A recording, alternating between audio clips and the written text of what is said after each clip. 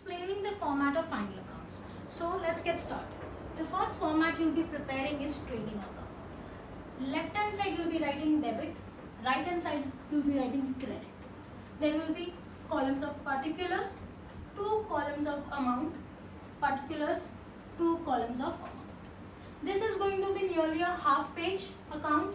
After that, the remaining space will be utilized for rough work.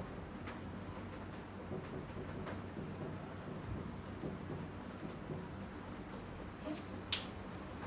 The first thing you'll be writing in trading account is to opening stock.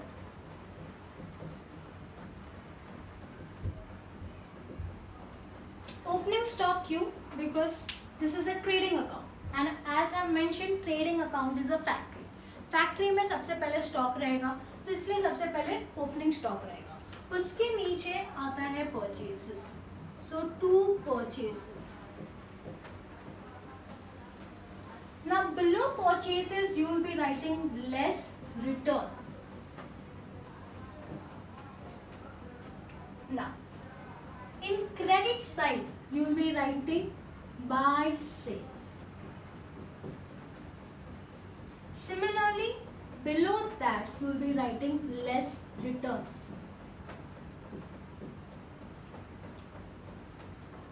As well as after leaving some space, you will be writing by closing stock.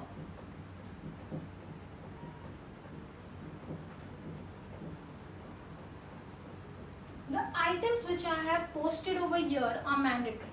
Whenever you prepare format in trading account, you have to mention these items. Now, after trading account, let's move to profit and loss.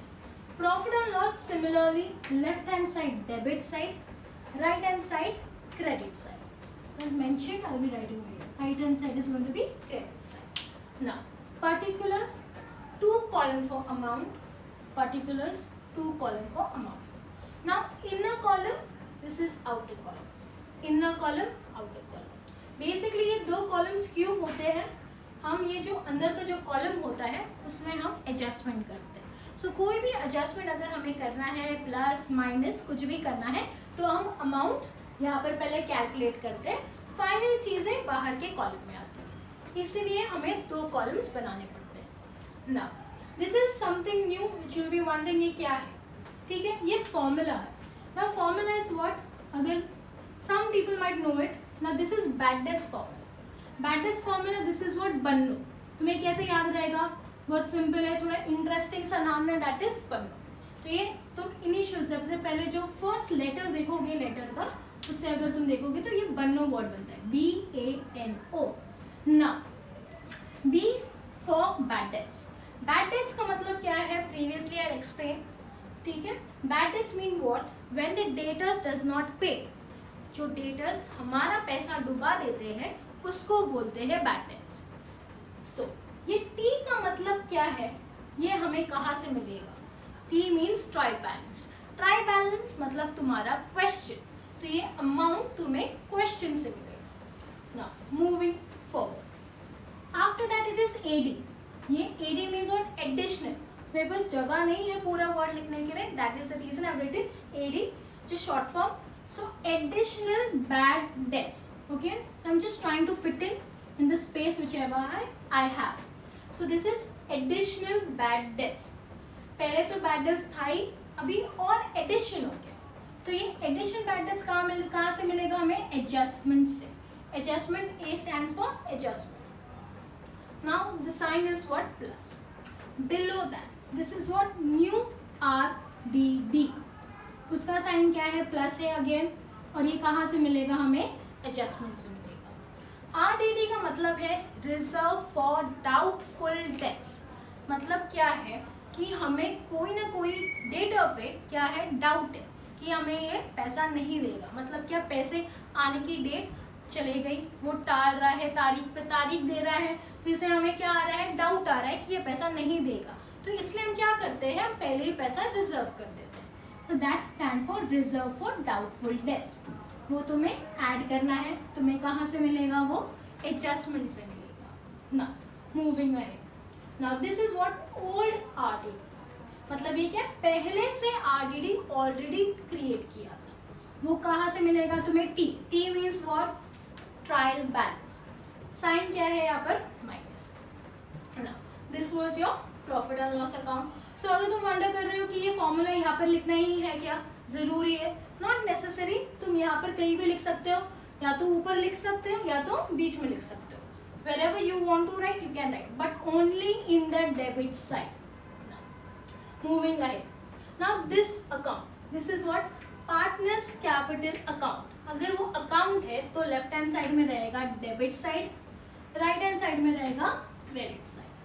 Particulars, ये x Y क्यों लिखा है, क्योंकि partners दो रहेंगे, तो for example एक x है दूसरा वाई है। Similarly particulars X and Y. ना पार्टनर्स कैपिटल अकाउंट में हम क्या रिकॉर्ड करेंगे, पार्टनर्स कैपिटल अकाउंट में हम पार्टनर्स के रिलेटेड अमाउंट, जैसे कि फॉर एग्जांपल हम लोग बिजनेस स्टार्ट करने से पहले क्या लेके आते हैं, कैपिटल आते हैं। तो सबसे पहले कैपिटल आएगा यहाँ पर, तो कैपिटल को हम नोट डाउन करते हैं कैसे, बाय बैलेंस ब्रॉट डाउन, क्योंकि पैसा वो लेके आ रहे हैं इसलिए brought down. Next after that ये कितने लाइन का बनेगा, 4 to 5 लाइन्स का तुम बनाओगे। उसके नीचे ही तुम्हें क्या बनाना है, balance sheet. Now balance sheet is not similar to an account which I have explain previously. तो बैलेंस शीट उल्टा रहता है, मतलब लेफ्ट हैंड साइड में क्रेडिट, राइट हैंड साइड में debit. Balance sheet as on 31 March, मतलब ये date पे हमें बनाना रहता है, तो इसलिए 31 मार्च जो ईयर दिया रहेगा वो हम लिखेंगे एज पर द क्वेश्चन। ना लायबिलिटीज, अमाउंट के 2 कॉलम, एसेट अमाउंट के 2 कॉलम, ये तुम्हारा इनर कॉलम है। Inner column is specially for calculation, this is your outer column, inner column, outer column. Okay, so this is the required format which you need to prepare in order to solve final accounts problem. Now I'll be explaining basic adjustments. Now what is adjustments? जो trial balance होता है, जो तुम्हारा question होता है, उसके नीचे adjustments दिए रहते हैं। ठीक है, एडजस्टमेंट्स में 2 इफेक्ट्स आते हैं। ठीक है, सबसे पहला एडजस्टमेंट जो मैं डिस्कस करने वाली हूँ वो है क्लोजिंग स्टॉक।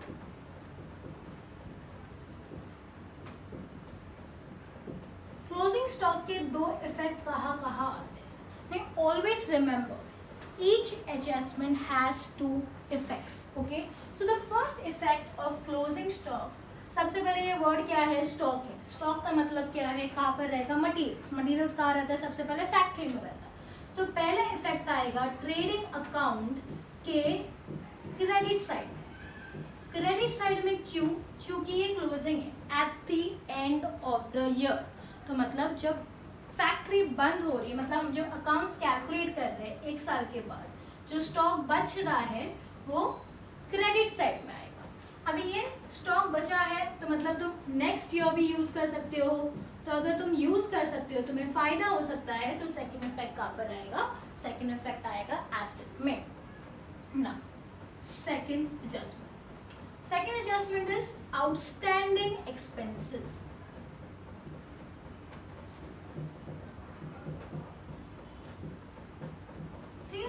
आउटस्टैंडिंग वर्ड का मतलब होता है अभी तक पैसा देना बाकी है, which means what it is payable. If it is outstanding, what are the effects? The first effect would be what, plus. Plus मतलब क्या होता है कि पैसा दिया नहीं है, देना बाकी है, तो तुम्हें क्या करना पड़ेगा, ऐड करना पड़ेगा।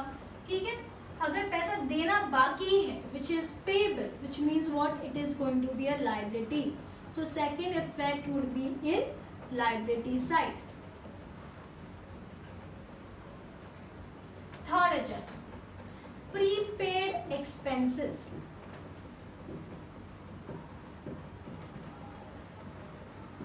प्रीपेड एक्सपेंस मतलब क्या होता है, पहले ही हमने क्या किया है, पैसा दे दिया है।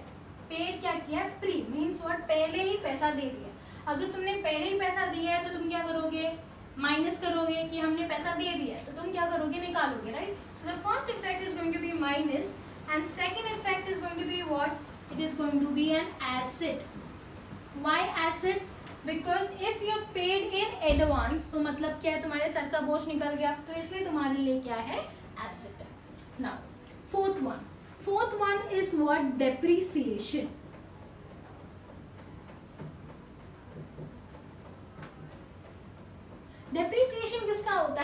एसेट का होता है। क्यों? क्योंकि ऑफ कोर्स फॉर एग्जांपल अगर तुम कोई फ़ोन खरीदते हो, तो अगर तुमने फ़ोन खरीदा है 20,000 में, जब तुम उसको बेचने जाओगे तो तुम्हें 20,000 मिलेगा नहीं। कितना मिलेगा? कम मिलेगा। जो उसकी मार्केट वैल्यू है, कितना तुमने यूज़ किया है, टेक्नोलॉजी कितनी पुरानी हो गई है, उस हिसाब से क्या हो गया, वैल्यू उसकी कम हो जाएगी। मतलब क्या है, रिड्यूस हो रहा है। whenever there is reduction in a value of a asset, it is termed to be a depreciation. तो डेप्रीसिएशन का इफेक्ट क्या क्या आता है? सबसे पहले डेप्रीशिएट मतलब क्या, डिक्रीज, कम हो रहा है, तो सबसे पहले क्या होगा, माइनस। तो जो भी एसेट का वैल्यू कम हो रहा है तुम्हें उसको क्या करना पड़ेगा, माइनस।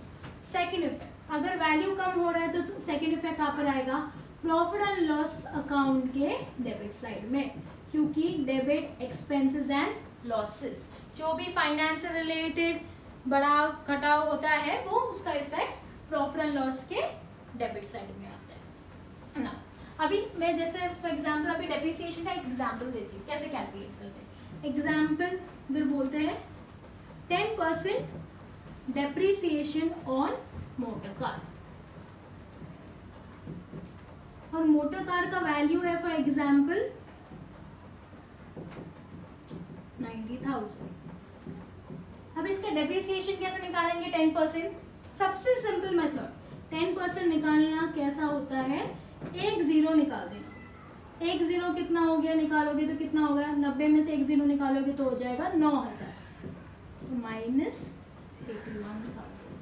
सो 9,000 वैल्यू कम हो गया, तो अभी वो मोटर कार की वैल्यू कितनी है, 81,000। This is simple way to calculate depreciation. अभी 10% निकालते हो, मैंने दिखा दिया। अभी फॉर एग्जाम्पल 5% निकालती हूँ। 5% तुम्हें निकालना है डेप्रिसिएशन ऑन फर्नीचर।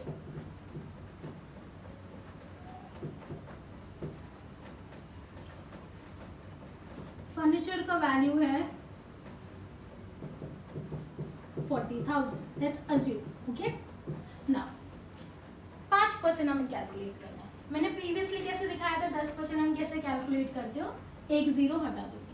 अगर 10% 4,000 है तो 5% कितना होगा, उसका आधा। फॉर एग्जाम्पल देखो, 10% अगर 4,000, इधर मैं साइड में लिख रही हूँ, ठीक है। इसका 10% 4,000 है, 10 का आधा कितना होता है, 5%, तो 4 का आधा कितना होगा, 2,000। तो तुम क्या करोगे, इस 2,000 तो आएगा नीचे 38,000। So this is what, minus 5% depreciation. So this is the simple way to calculate. Mental maths इसको बोलते हैं। हम कैलकुलेशन नहीं कर रहे, हम बस ऐसा just a simple way to calculate 10% and 5%. So this was depreciation. Okay. So these are the basic adjustments. I was just trying to just make it a little simple कि adjustment क्या होते हैं। adjustment ट्रायल बैलेंस के नीचे होते हैं। हमें जब हम सॉल्व करते हैं तो उसके दो इफेक्ट्स आते हैं। Never forget to give a second effect, okay. अगर हम सेकंड इफेक्ट नहीं देंगे तो हमारा सम टैली नहीं होगा। सो एडजस्टमेंट्स के दो इफेक्ट देना बहुत जरूरी। Now I will be teaching little complex adjustment, not very easy but not very difficult. Let's discuss little few adjustments. The first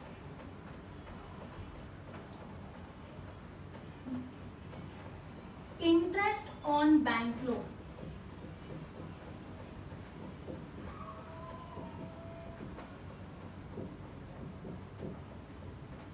adjustment के कितने इफेक्ट आते हैं, दो effect, as we have discussed earlier. Now interest हमेशा add होता है, irrespective तुम्हें देना हो या तुम्हें मिल रहा हो। तो इंटरेस्ट का सबसे पहला इफेक्ट आएगा एडिशन। अभी बैंक लोन पे तुम्हें इंटरेस्ट चार्ज होगा। So whenever interest is charged on a bank loan, it will be in what? Profit and loss debit side, क्योंकि ये तुम्हारा क्या है, एक्सपेंस है, तो इसलिए सेकेंड इफेक्ट आएगा प्रॉफिट एंड लॉस के debit side. Now second, goods distributed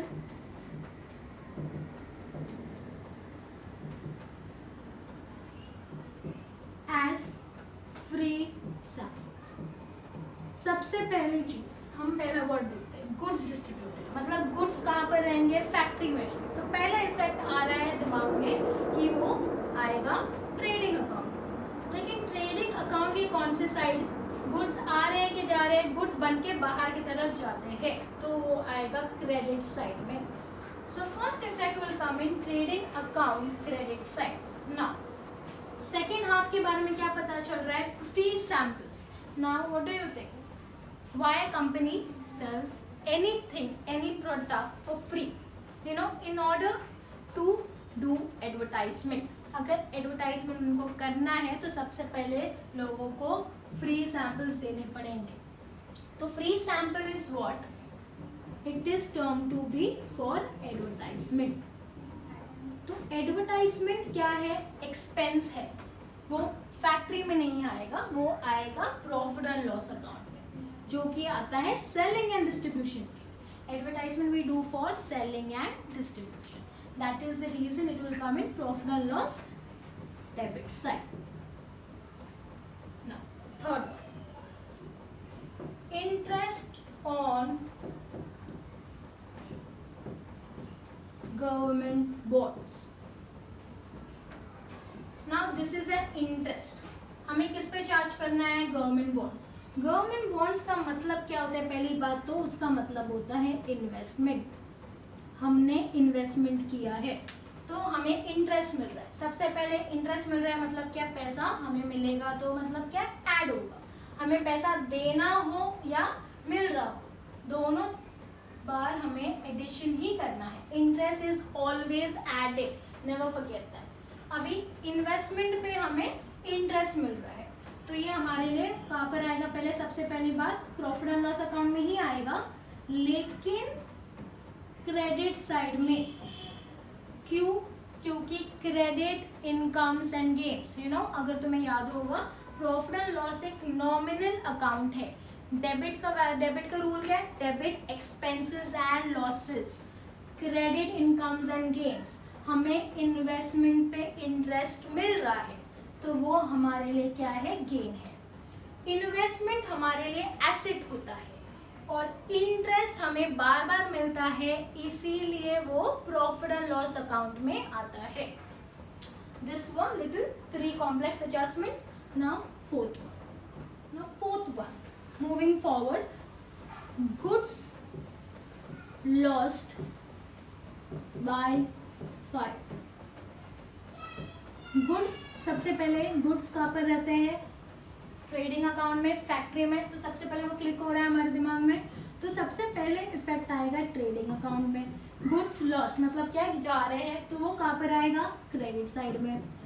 अभी ये क्या हो गया, गुड्स लॉस्ट बाय फायर, हमारे गुड्स खराब हो गए फायर की वजह से, तो सेकेंड इफेक्ट आएगा प्रॉफिट एंड लॉस अकाउंट के डेबिट साइड में, क्योंकि उसका रूल क्या है, debit expenses and losses.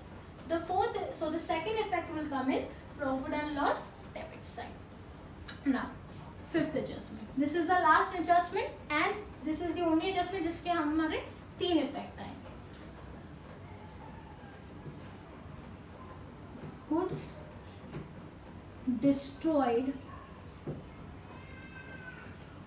due to fire of rupees 5,000. Insurance claim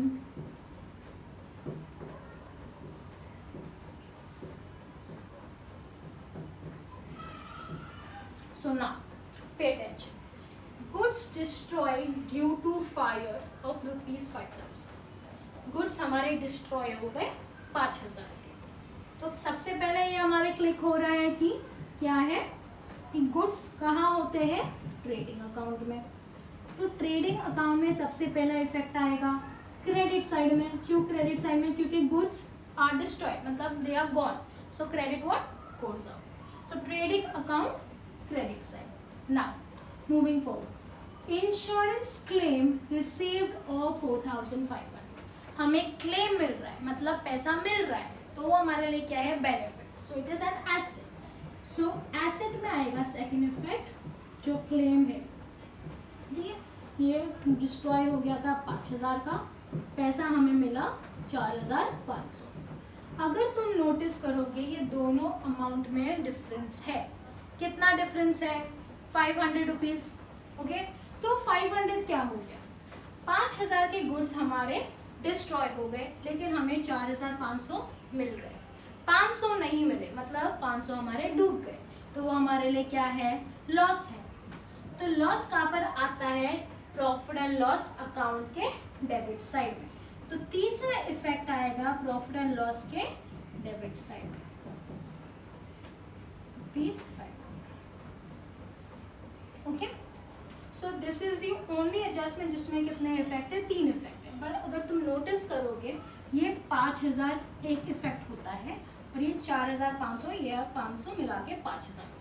तो हमेशा जो इफेक्ट्स होते हैं अमाउंट उनका हमेशा सेम होता है। अगर डेबिट में हमने 5000 का इफेक्ट दिया है तो क्रेडिट में भी 5000 का इफेक्ट होना चाहिए। Okay, I hope you are clear with this. अगर तुम्हें देखना है ये कैसे होता है, देखो, ट्रेडिंग अकाउंट क्रेडिट साइड है, एसेट क्या होता है, डेबिट साइड। ठीक है, ये भी क्या है, debit. So debit plus debit कितना होगा, एक इफेक्ट आएगा, तो 4500 प्लस 500 कितना होगा, 5000।